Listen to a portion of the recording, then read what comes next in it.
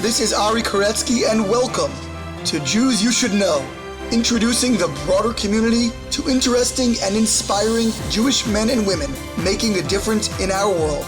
Some are already famous, some not yet so, but each is a Jew you should know. We are back with another wonderful episode of Jews You Should Know. This week, a really interesting guest who has done so much to promote a pro-Israel agenda around the world through his service and then through his speaking and then ultimately through the organization that continues to grow, influencing the most talented and promising young leaders around the world. Benjamin Anthony hails from Great Britain and ultimately served in the IDF, and again has since made a real impact on the pro-Israel advocacy stage. I went into our conversation expecting just a basic understanding of someone who goes around to different campuses speaking, which is really what I understood our soldiers speak to be. And ultimately, we really had a much more wide-ranging and fascinating discussion dealing with his own personal religious faith and the shifting dynamics thereof, perhaps in contradistinction to my own. I thought that was an important early part of our conversation. And then, of course, I was really amazed by how much this organization is doing, how far along it's come from just a single person going around to different congregations or different campuses speaking to a group that brings together experts in particular fields and matches them with specific audiences, as well as leads missions all over the world, among other initiatives.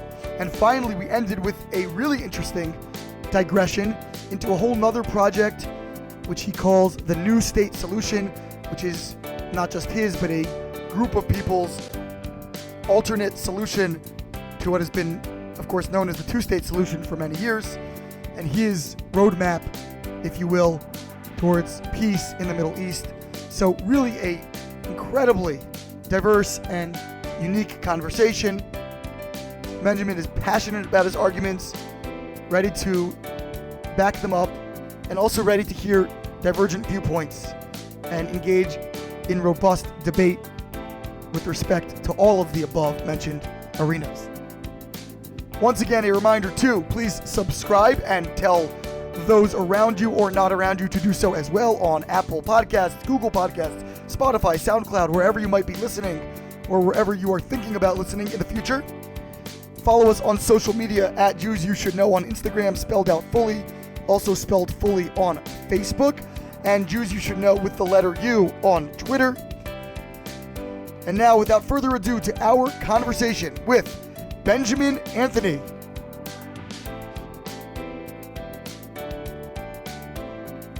We are here with Benjamin Anthony of Our Soldiers Speak, a wonderful spokesperson of sorts for the Israeli soldiers, and does an incredible amount to promote the realistic and proper image of the Jewish state and its defenders across the world. How are you, Benjamin? I'm well. Thank you very much for having me, Rabbi. And thanks for all that you and your organization undertake on behalf of the Jewish people. It's greatly appreciated. Thank you so much. So, Benjamin, tell us a little bit about where you are from, what your background, your early childhood, and we'll start at the beginning. Sure. Well, as you may be able to detect by my accent, I was born and raised in the United Kingdom. I'm from the city of Leeds in the northeast, which is about 200 miles north of the capital. Funny, I was hearing pure Herzliya. I don't know. That's right. Or Brooklyn. Sometimes it's Brooklyn. So Leeds is like the Brooklyn of England. No, it's probably not. But no, that's the Golders Green. Far from it. But I'm from there, and I was born and raised in a very Orthodox tradition. I'm one of 7 children, 6 sons and a daughter, and I no longer a member of the Orthodox denomination of Jewry. I actually believe that I belong to the largest denomination of global Jewry, which is that of the struggling Jew, where sometimes you're up with your faith and sometimes you're down with your faith, and most of the time you're just trying to make your way through this world. But I'm a very, very proud Jew. raised. What precipitated that shift for you, and what was that journey like for you? Well, the journey was always an up and down. So, for example, when I was a child being raised in the Orthodox tradition, I was raised in a community without too many other children my own age. I didn't, for example, attend a Jewish high school. There was no Jewish high school in the town in which I grew up. And therefore, anytime there were birthday parties or expeditions or any such thing, I would be the only Jewish boy with a separate, double-packed, double-wrapped kosher sandwich, kosher meal, and so forth. And so I always felt a little bit of an outsider. But of course, the adverse reaction to being an outsider is a childish one. And so I grew out of that. And then at the age of 13, I stepped away from living an Orthodox lifestyle for my own reasons. And then I came back to it at university. And when I went away to university at the University of Manchester, I found myself having to wonder whether I wanted a Jewish life now that I was living independently, or whether I wanted a life that was not marked by Judaism, distinguished by my Judaism, by Frumkeit and by Jewish traditions. And the answer was that I very much did want Jewish traditions as part of my life. And so I returned to observance with a couple of caveats. Number one, I would never judge another Jew by way of their level of religious observance. Number two, I would only keep that which I understood. And number three, I would observe those aspects of religion that constituted a supplement to my life. Whether they were convenient or inconvenient is irrelevant, but if they were supplementary to my life, if they enhanced my life, those were the things that I sought to incorporate within my life. Interesting. So it was kind of a conditional sort of acceptance at that point in time. I think it was a lowering of the bar, because I think that if I had aspired towards living an unconditionally religious life, I would have been certain to fail in that endeavor. And so I continued to observe Kashrut, Shabbat, so on and so forth, all the way through my university studies, and then during my service in the Israel Defense Forces, and for some years thereafter, with the utmost sincerity. And then a few years ago, I believe it was in 2012, I bore witness to a series of great cruelties within particular communities that caused me to ask questions about institutions in which I'd grown up having very strong and good faith. But those questions did not return positive answers. And that's my personal story. I'd be happy to talk about it more, but the outcome, the long story short, the summary of that experience is that I'm a very, very proud Jew. I'm not an Orthodox Jew, as I said, and that from the day that I saw those misdeeds until this day, and hopefully for the future, I will only assign myself to two types of communities. One is the state of Israel, and the other is the people of Israel. And beyond those two communities, I'm rather uninterested in the delineations of to which community one belongs, which denomination one belongs, which nusach one prays or davens. Those sorts of distinctions are of little interest to me. It's very, first of all, very interesting or fascinating story, and I appreciate your candor. What strikes me, a few things, first of all, it's kind of a clarion call for those who are in institutions and are perhaps in positions of leadership that, actions matter, and people are observing them, and and people have the ability to impact others' faith, whether or not they should. In the theoretical sense, one could say, people's mistakes aren't God's responsibility, so to speak, and yet, in a practical sense, I think very often they are. And that's certainly how it manifests. And so it's a real sense of responsibility for people in those positions. I think prescribed religion, if you like, is not for me. I absolutely see the wisdom of the religious tenets and teachings. So, for example, as somebody who grew up with Judaism as a central aspect of my life, I shudder to think just how impoverished my life would be were it not for that inclusion within my makeup. I absolutely love Jewish traditions. I absolutely enjoy the fact that I can walk into a Bet Knesset, a synagogue anywhere, and know exactly where they are with the davening, where they are with the prayers, and what they're praying about. And I love the fact that my life is very much attuned to the rhythm and the melody of Judaism. And I'm not here certainly to say how one should or should not behave. I'm not qualified to do so. But I can tell you that while my faith took a hit, my beliefs remained absolutely rock solid. And therefore, I'm a very proud Jew. I remain a very, very proud Jew. What's interesting is that the two communities you identified, the state of Israel and the people of Israel. Yes. Although, I'm also a great fan of both of those communities, but they're not perfect either. And so it's interesting that the misdeeds, so to speak, that exist there have not dampened your enthusiasm for those communities like they have for those of your youth. Why the distinction there? The distinction is actually what you're saying. There are certain areas where I feel that I can engage and make my own small difference and bring my own added value, hopefully.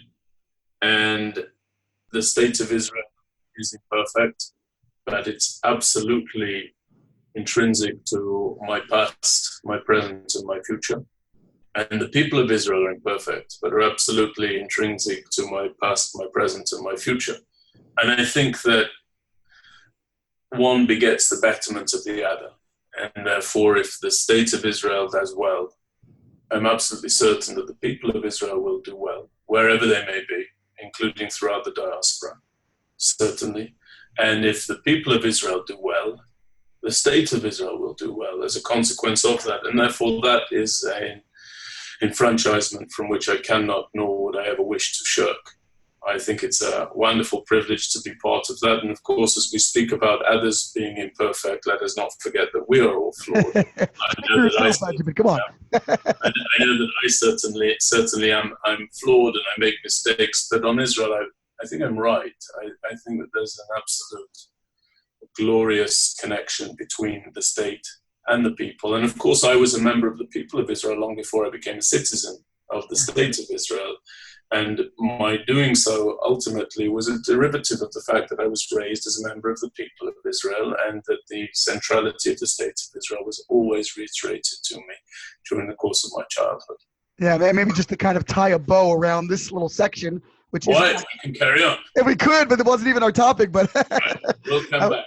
There you go. But, I guess I personally kind of relate to the religious community the way that you're describing your relationship to the Israel community, which is that recognizing and acknowledging the imperfections, but appreciating that I'm tied up past, present, and future in a sense with its dictates and with its commitments and so forth. And that's kind of how I see it. And, it's not mine to shirk, even though I may be disappointed at times by some of its adherents' behavior.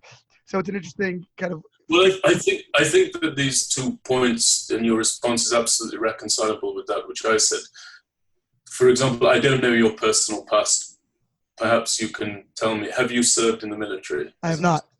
Okay, so you are at this stage not going to serve in the military, is my opinion. I don't think they'll take me at this point. There are other battles. Maybe as a rabbi one day. Maybe. Don't count it out, Benjamin. There are other battles and there are other dynamics in which you must engage because they play to your skill set.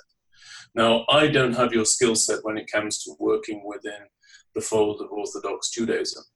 And so what I try to do in my very own, very small way is to ensure that all of the shades and all of the streams of Judaism have a country in which they can be collated and collected. That would be the state of Israel. And that the people of Israel line themselves up well behind the idea that there is this variance among our own number, but it's a variance among and within our own number. And one variance or the other ought not to be shunned. And therefore, I think it's vital that we engage within the broader conversation about the people of Israel. And within that are people such as yourself, uniquely talented and able, people such as other Rabbanim and and Rebbitzins and educators, formal and informal. And I think that all of you need the space to do that which you do best, because of course only you can do it the way in which you can do it. And I think that the two viewpoints are absolutely reconcilable. I'm in no way, by the way, anti-religion. I'm very much in favor of it. I just know where my comfort level begins, where it ends, and of course it can change. That's something that I do want people to be aware of. I don't think we should be too strident about where we are on the religious spectrum today, as though it dictates where we ought to be or will be tomorrow. Events can change, circumstances can change, realizations can change, education can improve, and we ought always to be open to that reality. Absolutely. I would certainly say that neither self-righteousness nor obstinacy are strong positions from which to operate. So I can definitely agree with you there. So Benjamin, let's get back to your story. How did you get from Leeds to Israel? Was it that after high school you said, all right, I'm jumping in, joining the IDF? Like, was it a very Zionistic upbringing that you always kind of were oriented towards Israel? Where did you go and how did you get to that point? So Rabbi, it really begins with very early childhood memories. When I was a young child, I was the son of the Chazan. I am the son of what was then the Chazan of the city, one of the major synagogues in the city. And my grandfather was the Av Bet Din. He was the head of the rabbinic court in the city. And as a consequence of my family background, every Yom HaZikaron, Israeli veterans were sent to Leeds to stay with Zionistic families. And these would be veterans of the War of 56, of 67, of 73. And they would be hosted by us around our dinner table. And I remember meeting these individuals, and they would say things like, I was shot during the course of this war, and there is a bullet lodged too close to my heart for it to be removed, or I have shrapnel in my shoulder, or whatever it may be. And then they would go on and say, and I'm a practicing attorney, or and I'm a dentist, and I'm a doctor, and I'm an accountant. And I recall very clearly sitting around the table, I cannot have been more than 4, 5, 6 years of age, and thinking to myself, just one moment, you're telling me that the group of Jews somewhere who not only have all of the qualifications of the Jewish people that I'm raised around, but they also fight for something, and they also know to defend themselves, and they also sacrifice. That's the kind of Jew that resonated with me. So I was drawn to that notion of what a Jew is from a very, very young age. What about that do you think was so resonant for you? You know, obviously it was not an intellectual thing because you were too young. So something reflexively responded to that. What do you think about your personality that was? I think it was very, very visceral, as you say. And I think that it was an understanding that you could reconcile that you had a home that was yours, that there were a bunch of Jews who had that home and were willing to fight for it and were willing to do so without shame or embarrassment or doubt, with a degree of pride that was not manifested within the community that I grew up in. And it wasn't that I noticed an absence of pride on a daily basis. I certainly didn't. And there were many wonderful Jews in the community that I grew in. But when one measured the pride that was manifest within the community of my childhood up against the obvious higher level of pride that was manifest by these Israelis, there was really nothing to compare. And I was drawn to that, I think. I think that's what pulled me towards them and drew my attention in. Interesting. So you decided, I guess, at a certain point, or what point was it that you said, I want to hitch my wagon to this place? Well, I was also raised in a very Zionistic household. My father had volunteered for service during the 6-Day War, not as a soldier, but as a volunteer. As a singer? The 6-Day War. He no, as a singer, as a chazan?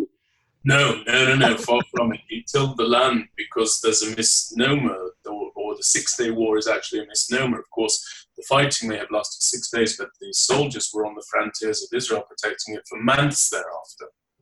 Months and months and months. And so businesses might have become neglected, fields may not have been tilled. and so on and so forth. And my father was part of the mission to go and to not only look after the land during the time of the war, but also to do so long afterwards. So he was there in 1967. My mother was very, very Zionistic. And what really brought about this change was that at the age of 14, I had begun to commute on a daily basis to the closest Jewish high school to the town in which I grew up. So I grew up in Leeds, remember. The closest Jewish high school was in the city of Manchester. It was a 2.5-hour commute on a daily basis each way, so it took 5 hours. Oh my goodness. Huh. And that you didn't even have podcasts back then to listen to. I didn't have a podcast. In fact, I remember the soundtrack of those journeys though very, very clearly. I'm sure. And I can tell you that it bears mentioning the fact that the presence of Jewish high schools within cities is not something to be taken for granted. I think a great many people take it for granted. Where are you right now? I live in Silver Spring, Maryland. We do have. Okay, so there's a plethora of institutions for Jewish education right there in Silver Spring, but that's not something to be taken for granted. Many of your brethren, your Jewish brethren, live in places bereft of such institutions, and I grew up in one such place. So I would travel for 2.5 hours daily, and then on one particular morning when I was 14 years of age, I saw my brother beaten almost to death by a gang of anti-Semitic thugs. At 8:30 in the morning, 7 men set upon him. They beat him very, very severely, to the point whereby at the end of the attack, I had to literally lift him off the ground. He was purpled and bruised and bloodied. Hi. He was beaten unconscious. And then I had to carry him to the school gates. From the school gates, he was transported to the hospital. And some while thereafter, due to a deterioration in his health, he had to undergo 3 liver transplants in the space of a week. And as a child, I again made the decision that I would seek never to fall prey to that kind of attack again, which again is a juvenile response. As a young adult, my response was that the Jewish people must always have a place where they can be free of that type of hatred, and that place is Israel. And I wanted to be in a place where I'd be safe because I'm Jewish, rather than in spite of the fact that I'm Jewish. That place is the State of Israel. And so I actually signed up to serve in the Israel Defense Forces at the age of 18, and I didn't go.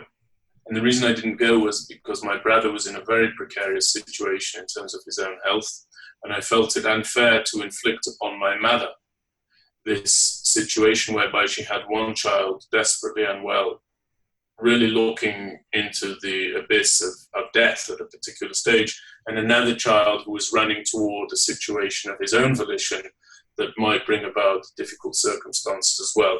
And so I deferred the decision. I enrolled in my studies at university, and I said that if the passion for service in the IDF continued to burn at the end of my studies, then I would seek to conscript as a lone soldier. And in actual fact, the passion only grew because I was a student during the events of the Second Intifada. And the Second Intifada was a wave of Palestinian homicide bombings against Israelis. And as a student campaigner at the Student Union in Manchester, I was very struck by the idea that from the professor to the student, and from the professional to the layman, and even from the elected official to the voter, regardless the number of buses that were killed, that were turned into killing fields, or the number of people killed in the course of undertaking the perfectly ordinary, the broad consensus in England was that the State of Israel had no right to defend herself in the face of those threats. And I realized there was no future for Anglo Jewry. That still happens to be my opinion. And so I moved right after I graduated, and I had the privilege of being drafted some months thereafter as a lone soldier. Wow. And what did you do once you got to the Army? What was your role? So I was a heavy machine gunner in the Israel Defense Forces, and I served in the Second Lebanon War. Our brigade was the first in, the deepest in, and as I understand it, the last one's out. That's 06? That was in 2006. And then I served again in I was drafted again in Operation Pillar of Defense in 2012 and then Operation Protective Edge in 2014. On those occasions, sent to Judea and Samaria, not to the Gaza Strip. I also served along Israel's northern border. I served in Hebron for several months. And I've served in various parts around the states of Israel. And I still continue as a reservist today, but that comes to an end within the next year or so. And it was a very varied service. It was a very interesting service. It was a wonderful experience. And it was without doubt or question the greatest decision that I have ever made. What was your experience like in the Army? What were some of the memorable moments or takeaways? And, you know, I know 06 was a very difficult war for Israel, a heavily criticized and scrutinized battle or series of battles. I would imagine that you encountered a good deal of loss in your own ranks, given what happened, although I don't want to presuppose anything. What was your experience there in that particular engagement and perhaps others during your time? Sure. So the Second Lebanon War was a very interesting dynamic because it was an occasion whereby Israeli soldiers were returning to a home front that believed and asserted that the war had been a failure. And I actually never was of that opinion, not because I participated in it, but because I take a very different view of things. And I actually believed that the Second Lebanon War, I believed it then, I stated it then, and I believe it now, was an absolute study in how a standing military can be discharged in order to defeat a terrorist organization, or at the very least to restrain a terrorist organization. I think that many of the analysts who looked at the Second Lebanon War looked at it through the prism of conventional war, whereby one can identify victory or loss in accordance with how many tanks are knocked out, how many soldiers fall, whether or not there is a specific line of victory. And those dynamics are not present in the modern day arena of war. It's much more about bringing quiet to your borders, bringing about a cessation in hostilities, perhaps not a permanent end, but a cessation in hostilities. And when I heard the war criticized because of the fact that soldiers did not have sufficient equipment, or because soldiers dehydrated, or because soldiers starved, I would challenge anybody to bring me the name of a military campaign whereby soldiers did not starve, or where soldiers did not suffer, or where soldiers did not dehydrate, or indeed where soldiers did not fall tragically. Such barometers are not the best means of measuring the success or failure of a campaign. But my memories of the military are rather different and distinct from what one might imagine. So, for example, I went to the IDF having studied history, literature, and politics in English at university. I flew 5 or 6 hours, whatever the flight time is, and I arrived in a military where I didn't speak a single word of the language that was to be used. I didn't speak any Hebrew. I knew to read and I knew to write, but I was never taught to understand and certainly not to speak in Hebrew. And so there I was, somebody who'd used my abilities, whatever they are or are not, in communication to that point, and suddenly I was thrust into a dynamic where I could not speak a word. And that was wonderful, because what that did was it humbled me to a position whereby all I had to show who I was and what I was my deeds. That was it. I had to be a man of deeds, not a man of words. And it's an interesting thing about vocabulary. If you have a rich vocabulary, you manipulate it to suit your personality. If you have a poor vocabulary, your personality is manipulated in order to suit it. And so if all you know is to say please and thank you and shalom, you suddenly become the most polite member of the brigade, right? Because all you can say is please and thank you. But that was one example. I also got a daily thrill from learning more and more words. And in fact, my time during basic training was an interesting one. I was told on the day of my draft by my commander that I had 6 months to learn the language, and if I didn't learn the language by then, that I would not be taken further. I would not make it into advanced training. And he said to me, you're not allowed to speak any English. What you are allowed to do is to write down any words you don't understand, which was an endless list of words. And during your free hour at the end of each day, you can go and ask your fellow soldiers what each and every word means. Now, that meant that my free hour was divided into 3 parts. 20 minutes for working out. During my free time, I would always work out even after the rigors of the day. 20 minutes to go and look at the vocabulary that I'd listed with one of my fellow soldiers. And the remainder of the time would be for showering, getting ready for evening inspection, and so on and so forth. But I got a thrill from learning the language of the Jewish people. I actually oddly believe that it flows in our veins and we just have to uncover it. And there's no better way to uncover it than through the IDF. So did your own unit sustain casualties during the Lebanon War, and how did that impact you? No, we did not sustain casualties during the Second Lebanon War. We sustained certain traumas. There were individuals who returned from the battlefield with post-traumatic stress disorder. There were certain challenges that were undertaken. We did get involved in a number of situations there. But I'm very pleased to say, actually, I've never lost a soldier. And when I say a soldier, I mean a soldier equal to my rank or of any other rank within my brigade. And I can also tell you that walking into several of the areas in which we operated, we did unfortunately have to walk past the bodies of the dead soldiers and the limbless soldiers and the blinded soldiers.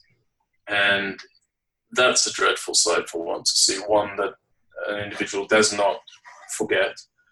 And as somebody who came from the United Kingdom and saw the tremendous sacrifices and the injuries undertaken and sustained by the soldiers of the IDF, I was particularly shaken because I realized that those soldiers would be portrayed in the international media as being everything that they're not, for example, as boys, but as barbarians, and not as defenders, but as invaders, and also not as these frightened sons who were forced to overcome their fears, but as these wanton killers. And it was that realization that made me feel that I ought to speak on it, but I did not have a vehicle through which to do so. And I believe that seeing those awful sights about which you're asking did inform and did spur me on to ultimately do that which I do today. So as you were discharged, what was your plan, and did you immediately identify that vehicle to be a spokesperson of sorts to amplify those messages? And if not, how did you ultimately arrive at that destination? Yeah, so there are 2 things that occurred. First of all, when I went to university, the plan was that I would do my undergraduate studies and then go and do what's called a law conversion course or a legal practitioner's course, which is a 1-year truncated course to become an attorney in the United Kingdom. It's very, very different to the system in America. And during my service in Lebanon, I became inspired to go and pursue a medical degree instead of a legal qualification. And that was my plan. My plan was that after the army, I would go and become a doctor and practice as a doctor in the state of Israel. But I had to go back to get the prerequisites for medicine, which meant biology, chemistry, physics, mathematics. During the course of that year, I was asked to speak on Yom HaZikaron about my remembrances from my service in the IDF, and I did not want to. I was absolutely opposed to the idea of doing so. Even though I felt a responsibility, I did not think that I was the right individual to do that. My father compelled me to do it. He said that if you're being asked to speak, you have to speak. It's not really a matter of whether you wish to or don't wish to. It's whether you ought to, whether you should do. And the answer to that was that I should do. And so I spoke, and I spoke for about 10 minutes. And what occurred then was that one congregation contacted another congregation to tell them about the message that I was bringing forth. And this developed. I started speaking all around the United Kingdom, but I would work during the week in order to finance my train to go and speak during Shabbatot. I would work during the week in order to finance my accommodations during the course of the Shabbatot where I was speaking. And then on one particular Shabbat, an individual said, Benjamin, the work that you're undertaking in the UK is important, but the US is much more important. Why don't you go and see what you can do over there before you start medical school? And I said that I would do so. I arrived in the US. I started to lecture in the United States.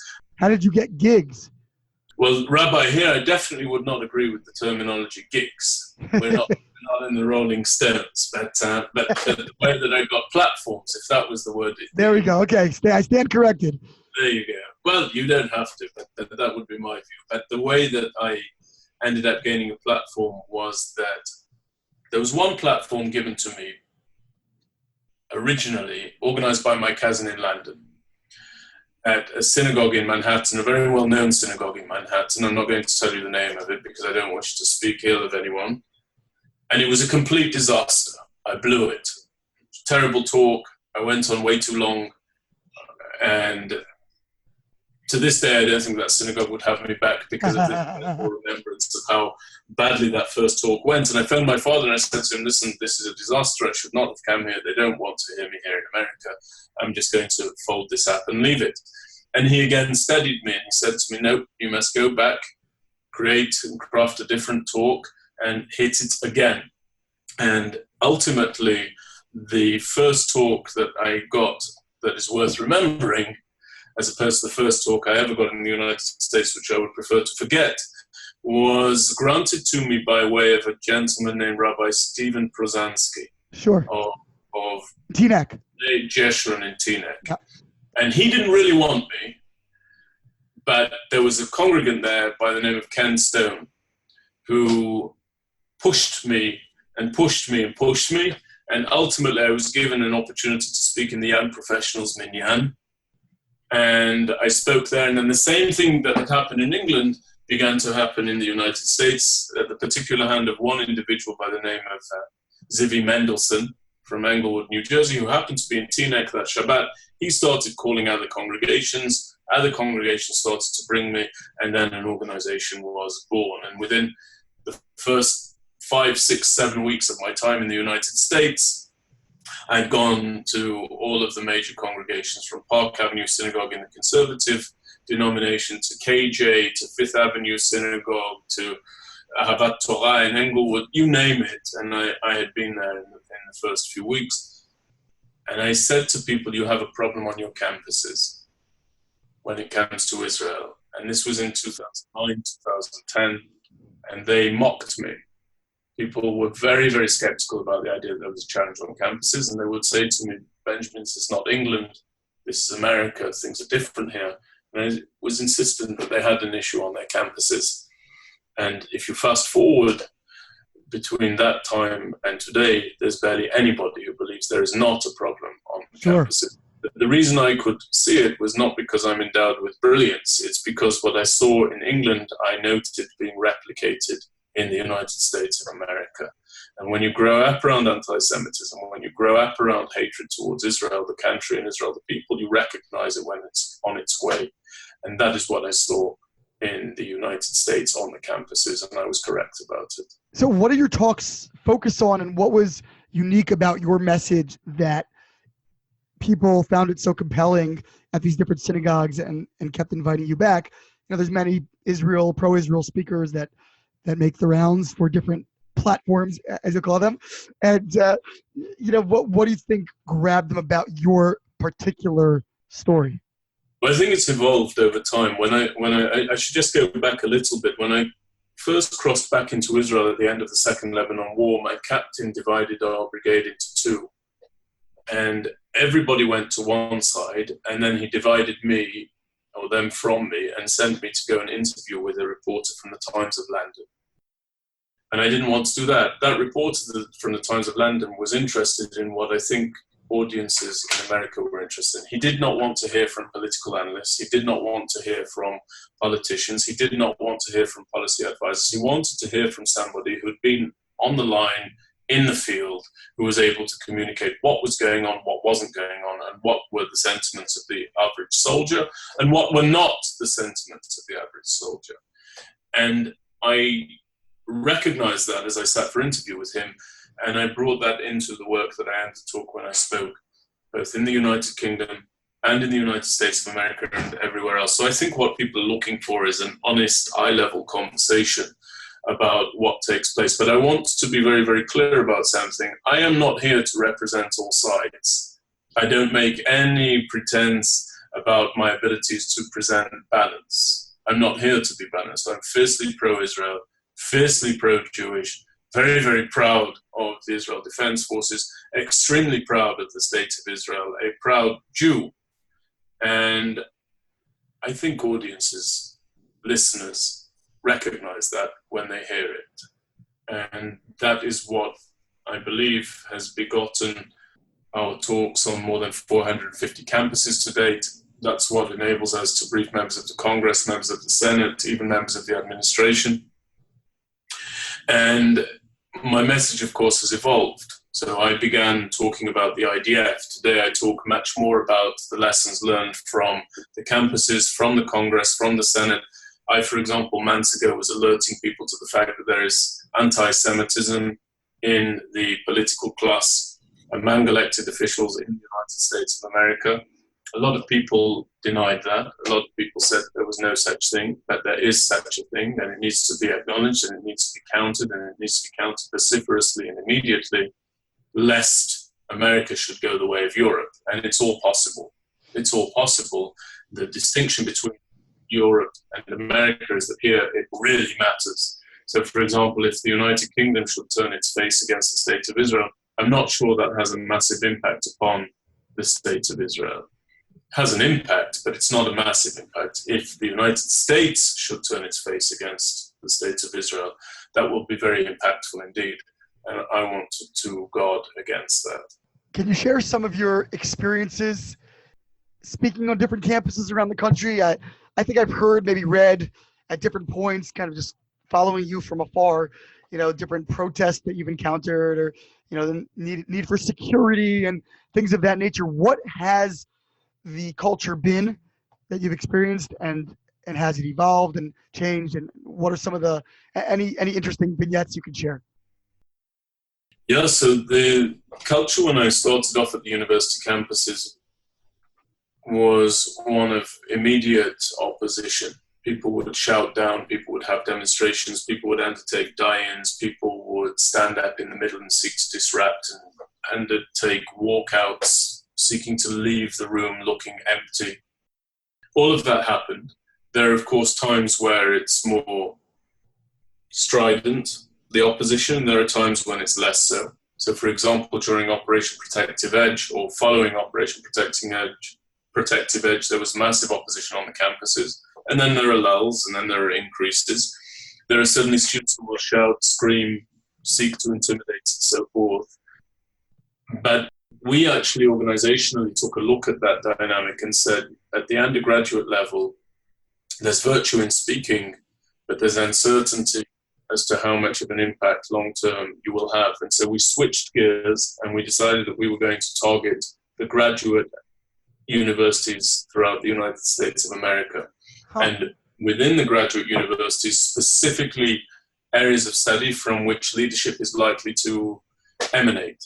So if you look at your elected officials in the United States, for example, a disproportionate number of them come from legal backgrounds. Yep. Bill Clinton is a lawyer, Barack Obama is a lawyer, Hillary Clinton is a lawyer, Mitt Romney is a lawyer, and Ted Cruz is a lawyer. And you go all the way down the line, and there's just a plethora of people from legal backgrounds. So if you want to get in touch with a future legislator, they're probably pursuing legal studies right about now. If you want to be in touch with those who seek to advise legislators, they're probably enrolled in courses of international relations and global affairs right now. If you want to get in touch with the people who will propagate and disseminate the views of elected officials, they're probably pursuing media degrees. And so we target law, international relations, media, and policy, and we've just added business. And we send the very best of the Israel Defense Forces or the Israeli establishment to the given institution and platform. So that means IDF lawyers to the top law schools, Israeli ambassadors to the international relations schools, media analysts to the media schools, and then we hoover at the best of these graduate students. We bring them to Israel for a 10-day Israel Law and Policy Tour, which is called the ILAP Tour, the Israel Law and Policy Tour. And then upon the conclusion of that tour, their engagement with Israel really commences, and they become our organizers on campus, our recruiters on campus. The vast majority of them are not Jewish. The vast majority of them are very appreciative of a substantive presentation about Israel rather than shallow advocacy. And we believe that we're actually educating through our work on the campuses and through our work on the Hill, where we educate legislators. We actually believe that we're engaging the leaders of today and tomorrow now. And we think that that's very, very important work. So really, it's transformed from from you going around giving speeches to you now, first of all, bringing other experts and other speakers in as representatives, and also to actually taking students with leadership potential to Israel for tours that will train them and give them the tools they need to go back and become activated as leaders themselves, which is a completely new direction and a much more ambitious and difficult program. What are some of the challenges that you dealt with in trying to grow this apparatus, and what have been some of the real successes? Well, first of all, there's immediate value in bringing the appropriate expert to the appropriate student audience. So when you bring a lawyer from the IDF's legal department, what's called the MAG Corps, the Military Advocate General's Corps, approximately, or which approximates the JAG Corps in the United States, Judge Advocate Generals, what you're doing is you're having a conversation about Israel in the language in which the audience wishes to discuss the subject, right? So the audience is a legally inclined audience, and you're bringing them a legal expert. It's not an audience that's inclined to look into allegations of genocide, and you're bringing them NASDAQ results, right? Which is a pitfall of advocacy. So we have a very substantive discussion right away that immediately has a benefit. We also believe that the state of Israel is her own finest ambassador. So the goal is to bring the best of these students over to Israel. It's much less of a challenge if they engage following a presentation on their campus, because they realize that the level of presentation is of a very high standard, and therefore the actual tour is likely to be of a high standard as well. We bring them not just from the United States, we bring these future leaders from 15 different countries each year. So a Harvard law student is largely uninterested in spending his or her summer with another Harvard law student because they see that Harvard law students at Harvard Law School. But if they have designs on public office, they're very interested in spending time with perhaps the British equivalent or the French equivalent or the Kenyan equivalent or the Australian equivalent or the Chinese equivalent. And so we bring all of these future leaders to converge on the state of Israel for 10 days. Some of the challenges are, frankly, that we have much more applications than spaces. Not everybody who applies can get onto the tour. It's very, very competitive to be accepted to the tour. And I think that it's just a privilege to be able to see how the state of Israel opens the eyes of the participants. The vast majority are not of the Jewish faith. And we actually ran these tours for two particular groups. One is that which I've spoken about, namely the graduate students with a commitment to public service. But there's another group that we cater to uniquely. There is no other tour of its kind globally.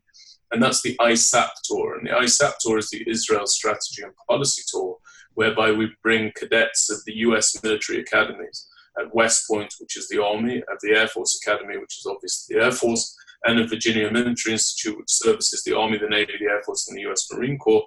We bring them for 2 days to Poland to see the death camps, and then 14 days to the state of Israel. And these are individuals who are going to be officers within 2 to 3 years of the conclusion of the tour. So we think that by providing quality and by providing substance and by providing information and an extremely high caliber of delegate and speaker, the state of Israel does her own talking and represents and equips herself very, very well. And it makes a long-standing impact that will escort these individuals within their private careers, their public careers, and far beyond, quite honestly. So how has this all changed you? I imagine you've now had to become more of a of an executive, of a manager, a fundraiser? How is all this evolved your life? Yeah, I really appreciate that question because I don't enjoy the management and I don't enjoy the fundraising. I'm very, very fortunate that our donors, or as I say, our investors, are individuals who make my life easy in that sense. They're not individuals who seek to be wined and dined. They're very direct. They are confident that what they invest in is that which we undertake, and what we ask them to invest in, we will then bring to fruition. So I'm very fortunate in terms of who our investor base is. In terms of management, that is something that I find myself doing an awful lot. I will be making some changes with that. I'm now going to have to bring in the appropriate talents to do that, because it's time for me to look to the next steps within my own career. And my ambitions are not to be a manager of an organization, but to continue to bring influence and to impact upon opinions in the best way possible. I've managed to do that to this point, but thankfully, as a consequence of our success, it now requires a larger team. And we're actually set up to do that. And in fact, we're building a new organization. I also want to say that I have a wonderful partner in the work that we undertake by the name of Rosita Panini. And she's the president of our organization. And Rosita is really the chief operating officer. So she is 100% voluntary within the organization. And she is in the nuts and bolts of everything that we do. So the tours that we run to Israel, Rosita runs those tours. Rosita arranges everything that's undertaken within the course of those tours. This year alone, we'll be bringing about 110 students, as I said, from 15 different countries. So it's a massive undertaking. And I always say to people, if they want to start their own concern, they need to find a Rosita, because it's far too much for one individual, and only one other individual with her qualities and with her talents, just one individual like that will be sufficient for you to overcome all of the challenges which are daily, unexpected, and impossible to anticipate. So I think everybody has to find the right partner for the journey, and I was very fortunate that Rosita came along, and she came from a business background. So Rosita essentially took what was my initiative and flipped it into an organization. And now it's a very, very successful organization, very lean, very mean, very focused, very directed, and we're continuing to succeed. This will be our largest number of delegates hitherto to the State of Israel, and we're really just getting started with that. We anticipate growing that exponentially over the course of the next 3 years. And you mentioned that you'd like to bring people in so that you can be liberated to focus on some bigger visions and bring an impact in a different sort of way. What are your future plans, and where do you see yourself going besides, as you said, growing the current operation and the number of people that you're impacting? But what do you want to do that's qualitatively different moving forward? Well, the first thing is that, going back to the beginning of our conversation, I don't believe that any one individual is an expert for all theatres. And there's a tendency within many organizations, again, without naming them, for organizations to revolve around one individual. And that one individual specifically concentrates as much power and as much influence within their hands because they want the speaking opportunities and the writing opportunities, and they believe that they're eminently qualified to speak on everything to everyone at any time on any dynamic. And it's not true. It simply isn't true. So, for example, I am not the individual best placed to speak about Air Force strategy when it comes to dealing with the Iranian threat. But I know the individual who is. That's more in my domain. Exactly, that's your domain. I'm still waiting for the call, Benjamin. What? Exactly. Well, now that I have your details, but I do know the person who is, and therefore I want that person lecturing on it. And I'm not the right individual to talk about egalitarian prayer at the wall. But I do know the right person for that, and I want that person speaking on it, because these subjects are too delicate for us to be ham-handed about how we tackle them. And so that's the first thing. I don't necessarily want to be liberated from the duties of management, I want the conversation to be led by the appropriate experts. So I'm now building a policy tank, which is called the Miriam Institute, and that will be the next iteration of work. And the Miriam Institute is going to take on what I believe to be a very central challenge, which is it's something that we're ignoring, but I believe we're again in the midst of. So the people of Israel, the Jewish people, knows what it is to be banished from their homeland. And we also know what it is to be banished, ostracized, or burned from countries or by countries which have hosted us in the absence of living in our homeland. But I think what we have not known is what befalls the Jewish people when various strands of diaspora Jewry, and I want to emphasize this, various strands of diaspora Jewry affix a target upon the back of the one and only Jewish state. And I think we're about to find out. And I think we're actually already walking into that epoch, and that needs to be tackled. And the state of Israel must be the one that tackles it. And so I'm determined to bring about a situation whereby the best of Israel from the left, center, and right of the mainstream political perspectives are brought to discuss Israel's future and destiny throughout the diaspora. I don't believe that's being done. I think it needs to be tackled. And I think that the state of Israel must take the lead in conversations that pertain to its own future. And so we're launching the Miriam Institute in the coming weeks, and we will have many policy experts on many different matters, and we will be debating, we will be writing, we will be opining. And I'm someone, for example, who is probably characterized as right of center on security issues. But I think that my views, if I believe them and adhere to them and hold them, and I do, ought to be able to stand up to great challenge from somebody from the left. And I think we should have those debates. And I think we should have those debates in a spirit that says that we can listen to one another, we can exchange views with one another, we can even listen to one another's arguments, open to the idea that we may change our views, having been compelled to do so by the virtue of the opposing argument. But we need to have those discussions, and right now it's absent, and it's only to our detriment that it is absent. So that's the next project. That's the next project. It's not the final project. I'm sure. That's the next project, yeah. Is the Miriam Institute, is that based on Miriam Adelson? Is she the donor? No, actually, we don't get any funding from the Adelsons, but I can tell you that I was just discussing this with Colonel Richard Kemp, who is a friend of mine. We went out for dinner, myself, Colonel Kemp, and Rosita Panini, and we were discussing how fortunate we are to have individuals such as the Adelsons, and the support that they give is really beyond description. And we don't get any support from them, but I support them in everything that they do. Who then is Miriam? So the idea is that we want to be able to show that Israel will take even the toughest of decisions when it comes to safeguarding its own future. And of course, Miriam made the very tough decision with Moshe on the Nile. Therefore, the Jewish people were salvaged and saved and had a leader.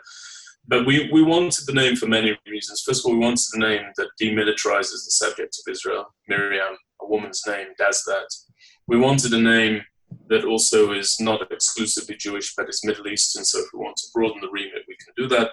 And we wanted a name that denotes that the Jewish people will take its own future into its own hands. And it does not require the diktats of others in order to determine what its best future is or how to get to that future.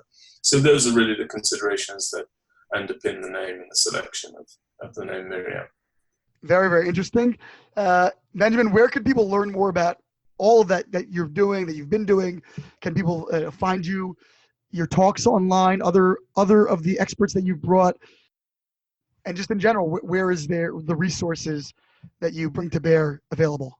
Yeah, absolutely. So I'll talk to you about two resources. The first is there's oursoldiersspeak.org, and you can find the links to our social media through that, and that includes Facebook and Twitter and YouTube. And yes, there are some talks out there on YouTube. There's also another separate issue that I've put forward, which is the new state solution. Now, Rabbi, are you familiar with the new state solution? I'm not. Does that deal with annexation, or what is that? It's disgraceful that you're not familiar with the new state solution. This I don't. Or it's This I do not forgive. This is unforgivable. So the new state solution is a policy platform, and I would urge you to look at it in all seriousness now. I would urge you to look at it because I am and always have been opposed to the two-state solution. Now, let me say this clearly so that everybody understands. I think the two-state solution, as is commonly understood, is complete, total, and utter nonsense, given far too much oxygen for far too long. And those who continue to specialize in the two-state solution have been proven to fail time and again. They remind me of an individual who goes to see a movie several different times over and expects an alternate ending to the movie once the credits start to roll. We need to talk about other ways forward. And so I'm calling for the establishment of a state for the Palestinian Arabs that is truly independent, sovereign, viable, and thriving, living side by side with the state of Israel. Not necessarily in peace, but in quiet. But I call for that state to be anchored in the Gaza Strip with contiguity into a section of the Sinai Peninsula. And people can learn more about that at newstatesolution.org. And I would invite people and encourage people to look at that, because if you're like me and you do not support the two-state solution, for too long, people have been able to browbeat you and say, well, if you're not for two states, you must be for war. Well, actually, no, there are alternatives, and it's a separate initiative, and it's gained a great deal of traction, and it's called the newstatesolution.org, and you can read op-eds by Israeli generals, former generals, ambassadors, myself, and others who are very, very committed to this idea. We presented it at the Congress, we presented it at the Senate, we presented it in the British Parliament, in the Polish, and elsewhere. And I would tell everybody to take a look at those two websites. They're separate, but very important initiatives. oursotospeak.org and newstatesolution.org. Why is that not just a different version of the two-state solution? It is. You're correct. It's still two states for two peoples living side by side in security. It merely requires that we reimagine the borders or the frontiers alongside which those two states are established. But it certainly is two states for two peoples living side by side in security. The distinction is that unlike the two-state solution, it calls for a state that's truly independent for the Palestinian Arabs, truly independent, truly sovereign, truly viable, truly thriving. The two-state solution offers none of that and never has offered it.